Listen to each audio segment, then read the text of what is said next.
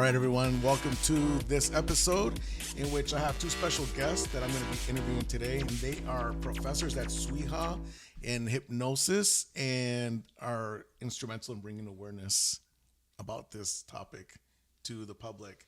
So, without further ado, can you introduce yourselves for our guests? So my name is Linda Bennett, and I have been in the field of hypnotherapy for 30 years. I've been teaching at SWIHA for 25. And SWIHA, just so you know, Southwest Institute of Healing Art. And we're in Tempe currently. Lord knows if it was someplace else. And I love what I do. And I know that you have a lot of people that, actually, I remember taking a class online, and there are people from France, Japan, from all over the world taking these classes, right? Yep. Awesome. Yeah, we have both online and on campus, and we have people that fly in from other states for a weekend class. So we've got a pretty good reputation in what we do, I think. That's fantastic. And that's why we draw a lot of people. Awesome. And Tim, tell us about yourself. My name is Tim O'Connell. I am a practitioner for the past 7 years. I'm also an instructor with Linda at the program at Southwest Institute of Healing Arts. And I also love what I do. I love trying to help people and help them to figure out what their obstacles and blocks are and resolve them so that they can move forward in the best way possible. No, I have some questions that I had. I've asked several people because they knew I was going to do this show with you guys. Sure. And so they wrote down some questions for me. They emailed me some questions. And one of them is, how can people recognize subconscious resistance within themselves if they have that? And how do you help them push through it? I think anytime you have a goal that you're not achieving, there is something going on subconsciously. In other words, people are capable of accomplishing amazing things. But if they're not, it's because there's something going on internally that hasn't been addressed. You nailed it. Because everybody has something that they want to accomplish. There's always something, and the blocks are in the subconscious, like my friend that had the fear of the dogs. Right. I saw a video, and this guy saves lions, panthers, tigers, you name it. He has 40 acres in Mexico City. But there was a video where one of his it's gonna be similar to the story of the guy with the Chihuahua, but it's he helped him raise a tiger cub, right? His fiance was nervous, saying, it's gonna turn on you one day. I don't want you working there anymore. So he quit. He goes back to visit the place about 2 years later, and Eddie, I think Eddie's the guy. Yeah, Eddie's the owner of the place. This guy's playing with the tiger now. He goes, look, that's the one that was a baby tiger. Is a full-blown killer now, right? And he's 2 years old, and he goes into the cage to play with them. But now you got a big 400, 500 pound tiger there, and he's playing with them, and all of a sudden the tiger kind of like grabs his ankle with his big old paws, and Eddie jumps right into the cage and starts to distract the tiger. And he says, get out. He doesn't recognize your energy anymore. And that was like a boom for me. Sure. Because all the tiger knows is energy. Right. And but at the same time, we're the same as people. Right? So somebody who goes to job after job after job and gets fired, or cannot get a job, whatever the case is. Can I get a boyfriend, or every boyfriend mistreats them, or can I get a girlfriend? It's all about them. Yeah. Yeah, it's always, nobody likes me, or nobody, but the point at the end of the day, it's really that other person, be it a boss, be it a girlfriend, boyfriend, whatever, doesn't recognize your energy as like a friend. Like the tiger recognizing a friend. Right. It's like, oh, you're scared of me? You must be food. Right. And so I think that this is interesting, this question. And I have a firm belief that we all have an underlying fear of not being good enough. And once we buy that belief, for whatever reason, however it got started, then we love to be right. Right. So we go out and look for proof That's deep. Especially with social media and Yes. with cell phones, okay? Yes. You can surround yourself with an echo chamber because people love to be right. People do not like to get called out on things. No one does. You don't like to be reprimanded in school. You don't like to be reprimanded by a boss. You don't like to be reprimanded by a loved one. No one enjoys that. So you innately will seek out what makes you feel good, Just to validate that it's true. just to Right. validate it's true. Right.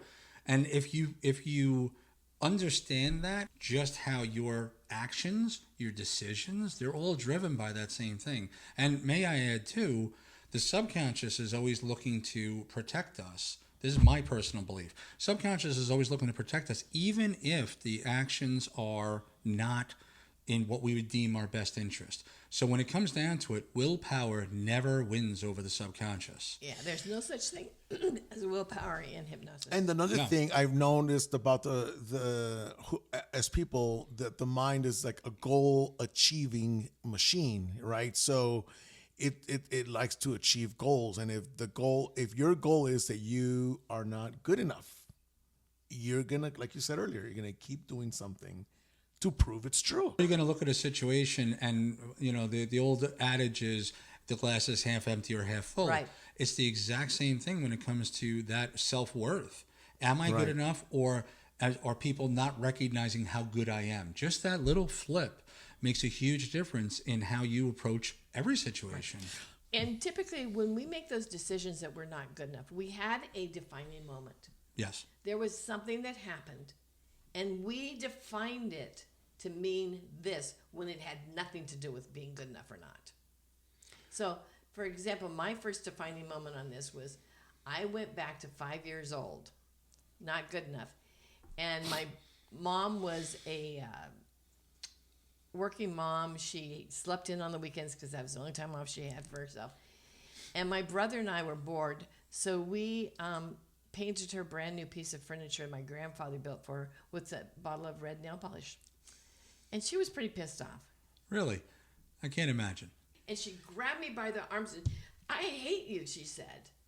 And in that moment, I made a decision that if she hates me, then the world has to hate me. And so from that moment on, now I go back and I look at it as an adult and I go, well, no wonder she said I hate you. She was mad at me and she had every right to be. So I can look at it logically now and I don't take in.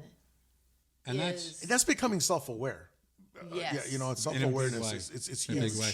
And that's a technique that we teach and we use a lot. I use it personally with a lot of clients. You go back and you'll do like an age regression. But when you get down to that emotional core, you realize that you had no tools in your toolbox at that particular time to deal with it. And that's where you make that emotional decision. And then everything afterwards is colored by that decision Right. you made whenever that was. And the earlier that decision is made, the longer it stays there, the more challenging it is to pull it out. So let's say you had a weed in the garden that you kept overlooking. Pretty soon it's going to get big and ugly and annoying. But you still got to dig it out to stop it from continuing to contaminate the rest of the garden. Right? So people, in case somebody's asking what's the goal of hypnosis, I'm going to say the goal is to receive the initial sensitizing event, to become aware of it and heal it. Yeah. So bring up the emotion, which is why it's not good to bury your emotions. Bring up that emotion, feel it, heal it, so you can move on. And I realized we had a session, you and I had a session, and I remember what happened, I always saw this view in my subconscious of me of not being included in my family when my parents had my little brother. So I'll share with you all what happened. And I remember I always saw me staring in the doors here, and I'm looking at the dresser, and that's it. And all I see is me looking at the dresser, writing a letter. I don't know what I'm writing because I'm like 5 years old, but I'm writing a letter of I'm not feeling like I feel neglected or abandoned, rejected, not included, But when we did the session, I was able to see something I never saw, which was me making a right in the room. The bed was right here to the side. And my parents were like, look, your little brother is there. you are part of the family. Like, here, play with them. And I actually sat on the bed and played with my little brother. So now I'm looking from that side, looking at the door entrance here. Okay. So the view of that memory in my subconscious changed. Yes. Even though that didn't happen, but my parents were standing right by the end of the bed, and they were like, it was us four, right? Right. So I was included now. So now the memory changed of just me by myself looking at this Right. dresser. Now I'm looking from that angle this way. And that's so crazy because it just like released. Yes, exactly. What the heck? And that's the power of hypnosis. Also, is the power of our minds that we can make a decision that would be so undermining to us that we don't even get it, but we're blaming somebody else for whatever it was, when it's our decision that we decided that we're living from. Right. That's my common phrase for people is what the world does to you is on them. What you do with it is on you. Right. And that's tough medicine for some people to take Sure. because they don't want to have that thought that they're the ones who put this energy into it. Right, right. It's a fascinating, fascinating possibility that so many people could have much happier lives if they just did one or two even hypnotherapy sessions. Their lives would be different. My life totally turned around after one session, and I was in school 2 weeks later. It totally changed my life. Right. How many sessions from, you know what's funny, since I've been doing this, I've done like a couple hundred. Yeah. And then 3 here, 2 there every day. It's like this, you know, it's Yeah. like I've lost count now. But one thing I will say is that I believe 4 to 6 would be really good. And from there on, whenever you feel you need something, what do you guys think?